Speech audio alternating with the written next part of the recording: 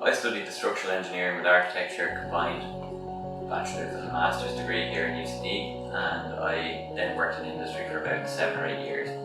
Then I decided to go back to UCD and start a PhD, so I started the PhD in 2020. I'm in my 3rd year now, and my PhD is looking at developing novel concepts for bridge condition monitoring.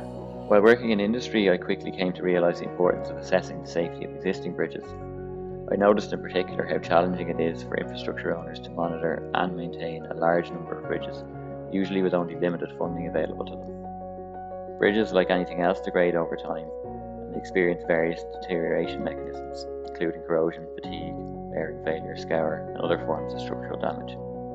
Couple this with increasing traffic levels and more extreme weather conditions, and the structural stability of a bridge can become compromised. Visual inspection is usually the first choice of bridge owners to assess the condition of their bridges. However, this is time-consuming and slow, and can often be challenging or dangerous. Most importantly, the damage can only be detected if it's visually observable. My PhD aims to provide an alternative approach for bridge condition monitoring by using vehicles themselves as moving sensors. So in this way, rather than having to manually inspect or monitor each bridge individually, multiple bridges can be monitored indirectly, and it's very quick to collect data. Many bridges on the network can be monitored at the same time. Of course, it's not quite as easy as it sounds. There are many challenges. So if you're trying to infer the behaviour of a bridge from the sensors inside a vehicle, it can actually be very difficult to distinguish between the vibrations or the response of the vehicle itself and the response measured from the bridge. So as part of my PhD, I've developed techniques to try and overcome these challenges. Another major challenge relates to the fact that even when you can detect the bridge response from inside a passing vehicle, the response is sensitive to operational and environmental parameters such as the vehicle speed and the ambient temperature.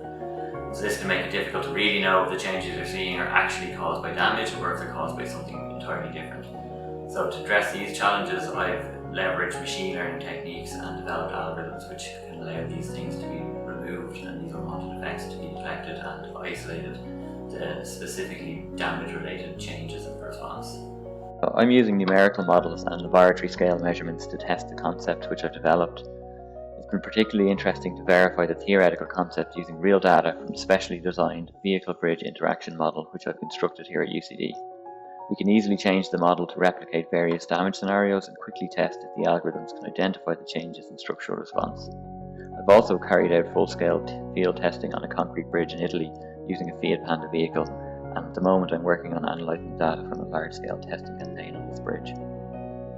The results so far are promising, and if this approach can be proven on a larger scale, it could revolutionise the way we think about bridge condition monitoring. It would enable much quicker, cheaper and more efficient monitoring of bridges, and it would assist bridge owners with managing their bridges, ultimately reducing the risk of experiencing potential bridge failures.